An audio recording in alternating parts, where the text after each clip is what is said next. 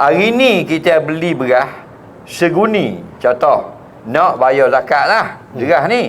Maka hari ni tak boleh dah berniat. Walaupun zakat tu kita nak atur minggu depan. Kerana hari ni sudah kita memiliki beras tersebut. Nah, jadi kita bayar harga beras kedai, dia pun terima harga beras, beras tu jadi hak kita. Kita pun niat sah dah. Atau kita balik bolang harga motor, belang-belang bawa motor niat sah dah. Atau kita balik kita lepas dapur dulu sekejap, pasal minggu depan baru nak pergi atas. Dalam masa seminggu tu di mana mu berada, sah kamu berniat. Kita tinggal dah beras hak beli nawak zakat, bodoh mah kapung mana. Kita pergi Bandung pula 3 hari.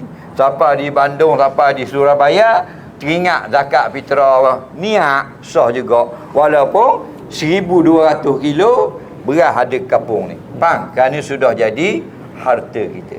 Dan mana-mana paling afdal sekali kita niat zakat masa kita nak bayar ke dia. Nak pergi ke amir atau nak pergi ke orang miskin. Paling afdal. Lepas beri dah ingat niat. Balik pada rumah lepas makan colek, baru teringat. Guana gamak? Tidak sah zakat tadi. Dan nak suruh sah, pergi balik semula, khabar waktu baik semula. Kerana barang itu barang wajib. Sama macam kita duduk tayak akhir, teringatlah tadi dak rokok. Maka dak boleh salang. Kena bangun semula, tambah rakaat. Kalau sujud sawi saja dak pakai rawat. Itulah maknanya.